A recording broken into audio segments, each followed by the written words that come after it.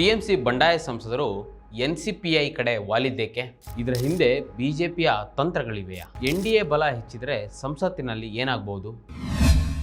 ನಮಸ್ಕಾರ, ಈ ದಿನಕ್ಕೆ ಸ್ವಾಗತ. ನಾನು ಮನೋಜ್ ಜಾರಕಿಹೊಳಿ. ಭಾರತೀಯ ರಾಜಕಾರಣದಲ್ಲಿ ಪಕ್ಷಾಂತರ ಎಂಬುದು ಹೊಸ ವಿಷಯ ಏನಲ್ಲ. ಆದರೆ ಇತ್ತೀಚಿನ ದಿನಗಳಲ್ಲಿ ಆಡಳಿತಾರೂಢ ಮೈತ್ರಿಕೂಟಗಳು ಮತ್ತು ವಿರೋಧ ಪಕ್ಷಗಳ ನಡುವಿನ ಸಂಖ್ಯಾಬಲದ ಹೋರಾಟ ತೀವ್ರಗೊಳ್ತಿರುವಂಥ ಇಂಥ ಸಂದರ್ಭದಲ್ಲಿ ಒಂದು ಪಕ್ಷದ ಸಂಸದರು ಅಥವಾ ಶಾಸಕರು ಮತ್ತೊಂದು ಪಕ್ಷಕ್ಕೆ ಸೇರುವ ಬೆಳವಣಿಗೆಗಳು ರಾಜಕೀಯ ಚರ್ಚೆಯ ಕೇಂದ್ರ ಬಿಂದುವಾಗಿರ್ತವೆ. ಇದೇ ಹಿನ್ನೆಲೆಯಲ್ಲಿ ಟಿಎಂಸಿ ಅಂದರೆ ತೃಣಮೂಲ ಕಾಂಗ್ರೆಸ್ ಪಕ್ಷದ ಕೆಲವು ಬಂಡಾಯ ಸಂಸದರು ಎನ್ಸಿಪಿಐ ಅಂದರೆ national citizen party of India ಅಥವಾ ಎನ್ಡಿಎ ಬೆಂಬಲಿತ ಪಕ್ಷವನ್ನು ಸೇರ್ತಿದ್ದಾರೆ. ಇದಕ್ಕೂ ಮೊದಲು ಬಿಜೆಪಿ ಸೇರ್ಪಡೆಯಾಗಲಿದ್ದಾರೆ ಎಂಬ ರಾಜಕೀಯ ಊಹಾಪೋಹಗಳು ಕೇಳಿಬಂದಿದ್ವು. ಆದರೆ ಎನ್ಸಿಪಿಐಯೊಂದಿಗೆ ವಿಲೀನಗೊಂಡಿರುವುದು ಇಲ್ಲಿ ಸ್ಪಷ್ಟವಾಗ್ತಾ ಇದೆ. ಇಂತಹ ಬೆಳವಣಿಗೆ ನಡೆದರೆ ಎನ್ಡಿಎಗೆ ಲಾಭವಾಗಬಹುದೇ ಮತ್ತು ಪಕ್ಷಾಂತರ ನಿಷೇಧ ಕಾನೂನು ಇದನ್ನು ತಡೆಯೋದಿಲ್ವೇ ಎಂಬ ಪ್ರಶ್ನೆಗಳು ಸಹಜವಾಗಿಯೇ ಉದ್ಭವಿಸ್ತವೆ. ಮೊದಲಿಗೆ ಟಿಎಂಸಿ ಬಂಡಾಯ ಸಂಸದೆ ಕಾಕೋಲಿ ಘೋಷ್ ದಸ್ತಿದಾರ್ ಮತ್ತು ಸುದೀಪ್ ಬಂಡೋಪಾಧ್ಯಾಯ ನೇತೃತ್ವದ ಬಣವು ಲೋಕಸಭೆ ಸ್ಪೀಕರ್ ಓಂ ಬಿರ್ಲಾ ಅವರಿಗೆ ಅಧಿಕೃತ ಅಫಿಡವಿಟ್ ಸಲ್ಲಿಸಿದ್ದು ಸದನದಲ್ಲಿ ಪ್ರತ್ಯೇಕ ಆಸನ ವ್ಯವಸ್ಥೆ ಮಾಡುವಂತೆ ಮನವಿ ಮಾಡಿತ್ತು. ಅಲ್ಲದೆ ಪ್ರಧಾನಿ ನರೇಂದ್ರ ಮೋದಿ ಅವರ ನಾಯಕತ್ವದಲ್ಲಿ ಕೆಲಸ ಮಾಡಲು ಮತ್ತು ಬಿಜೆಪಿ ನೇತೃತ್ವದ ರಾಷ್ಟ್ರೀಯ ಪ್ರಜಾಸತ್ತಾತ್ಮಕ ಮೈತ್ರಿಕೂಟವನ್ನು ಅಂದರೆ ಎನ್ಡಿಎಯನ್ನು ಬೆಂಬಲಿಸುವುದಾಗಿಯೂ ಘೋಷಿಸಿತ್ತು.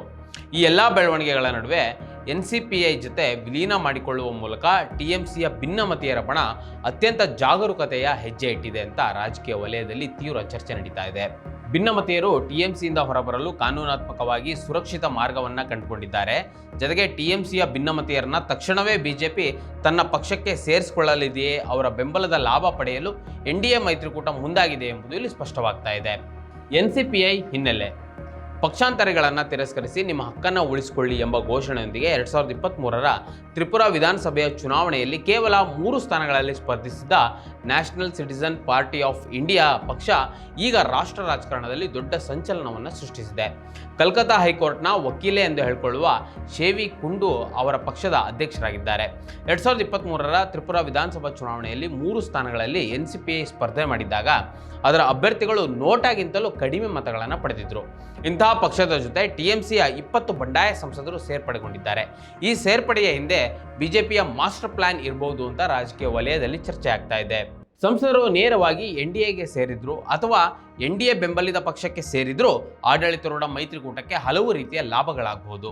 ಮೊದಲನೇದಾಗಿ, ಸಂಸತ್ತಿನಲ್ಲಿ ಪ್ರತಿಯೊಂದು ಮತವು ಮಹತ್ವದಾಗಿರ್ತದೆ. ಕೆಲವು ಹೆಚ್ಚುವರಿ ಸಂಸದರು ಸರ್ಕಾರ ಸಂಖ್ಯಾಬಲವನ್ನು ಮತ್ತಷ್ಟು ಗಟ್ಟಿಗೊಳಿಸಬಹುದು. ಇನ್ನು ಎರಡನೇದಾಗಿ, ಟಿಎಂಸಿ ಪಶ್ಚಿಮ ಬಂಗಾಳದಲ್ಲಿ ಬಿಜೆಪಿಯ ಪ್ರಮುಖ ಪ್ರತಿಸ್ಪರ್ಧಿ. ಅದರ ಸಂಸದರು ಪಕ್ಷವನ್ನು ತೊರೆದರೆ ಅದು ಕೇವಲ ಎನ್ಡಿಎಗೆ ಬಲ ನೀಡೋದಲ್ಲ, ಟಿಎಂಸಿಯ ರಾಜಕೀಯ ಪ್ರಭಾವಕ್ಕೂ ಹೊಡೆತ ಕೊಡ್ತದೆ. 100% ಶುದ್ಧ ಶ್ರೀಗಂಧ ಎಣ್ಣೆಯಿಂದ ತಯಾರಾಗಿದೆ. ಅಸಲಿ ಉತ್ತಮಿಕೆಯನ್ನು ಹೊಂದಿದೆ. ಮೈಸೂರ್ ಸ್ಯಾಂಡಲ್ ಸೋಪ್, ನನ್ನ ರಾಯಲ್ ಬ್ಯೂಟಿ ರಿಚುವಲ್. ಇವೆಲ್ಲದಕ್ಕೂ ಪಕ್ಷಾಂತರ ನಿಷೇಧ ಕಾನೂನು ಅನ್ವಯವಾಗೋದಿಲ್ವೇ ಅಂತ ಕೇಳಿದರೆ ಖಂಡಿತ ಅನ್ವಯವಾಗ್ತದೆ. ಆದರೆ ಅದಕ್ಕೂ ಮೊದಲು ಪಕ್ಷಾಂತರ ನಿಷೇಧ ಕಾನೂನು ಏನು ಹೇಳ್ತದೆ ಎಂಬುದನ್ನು ಒಂದ್ಸರಿ ನೋಡ್ಕೊಂಬರೋಣ.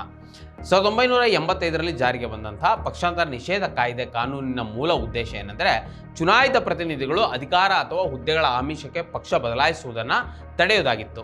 ಈ ಕಾನೂನಿನ ಪ್ರಕಾರ ಒಬ್ಬ ಸಂಸದ ಅಥವಾ ಶಾಸಕ ತನ್ನ ಪಕ್ಷದ ಸದಸ್ಯತ್ವವನ್ನು ತೊರೆದರೆ ಅಥವಾ ಪಕ್ಷದ ನಿರ್ದೇಶನಕ್ಕೆ ವಿರುದ್ಧವಾಗಿ ನಡೆದುಕೊಂಡ್ರೆ ಆತ ಅನರ್ಹನಾಗ್ತಾನೆ.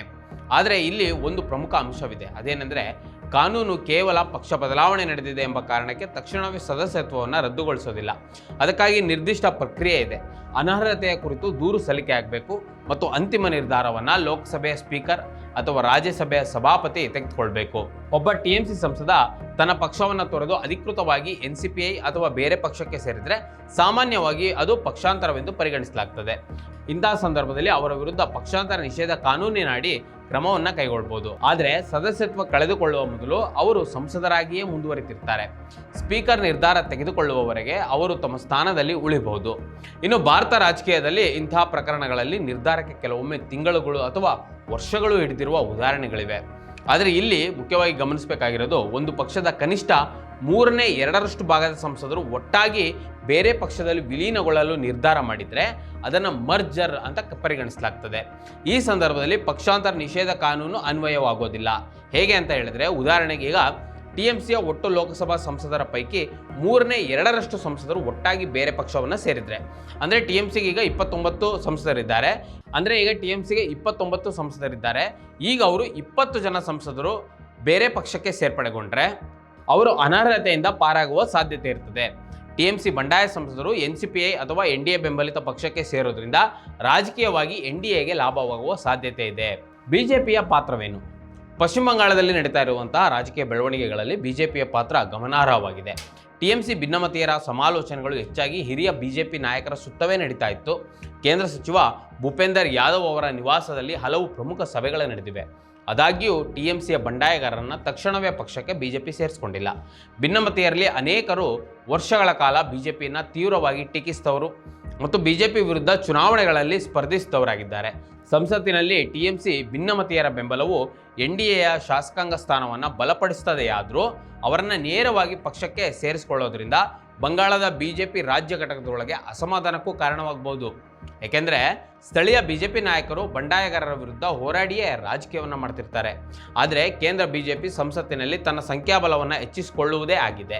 ಇದರ ಮೂಲಕ ಸಂವಿಧಾನ ತಿದ್ದುಪಡಿಯನ್ನು ಮಾಡುವುದೇ ಬಿಜೆಪಿಯ ಉದ್ದೇಶದಂತೆ ಕಾಣ್ತಾ ಇದೆ. ಸಾಮಾನ್ಯವಾಗಿ ಸರ್ಕಾರವನ್ನು ರಚಿಸಲು ಲೋಕಸಭೆಯಲ್ಲಿ ಬೇಕಾಗಿರುವುದು ಕೇವಲ 272 ಸ್ಥಾನಗಳು. ಆದರೆ ಬಿಜೆಪಿಯ ಕಣ್ಣು ಇರುವುದು ಈಗ ಕೇವಲ ಸರಳ ಬಹುಮತದ ಮೇಲಲ್ಲ, ಬದಲಿಗೆ ಸಂವಿಧಾನವನ್ನೇ ತಿದ್ದುಪಡಿ ಮಾಡಬಲ್ಲ 3/2 ವಿಶೇಷ ಬಹುಮತದ ಮೇಲೆ ಎಂಬುದು ಇಲ್ಲಿ ಸ್ಪಷ್ಟವಾಗಿ ಕಾಣಿಸ್ತದೆ. ಪ್ರಸ್ತುತ 543 ಸೀಟುಗಳಿರುವ ಲೋಕಸಭೆಯಲ್ಲಿ ಕಾನೂನುಗಳನ್ನು ರಚಿಸಿ ಸಂವಿಧಾನವನ್ನು ತಿದ್ದುಪಡಿ ಮಾಡಲು ಬೇಕಾಗಿರುವುದು ನಿಖರ ಸಂಖ್ಯೆ ಎಷ್ಟು ಅಂದರೆ 362.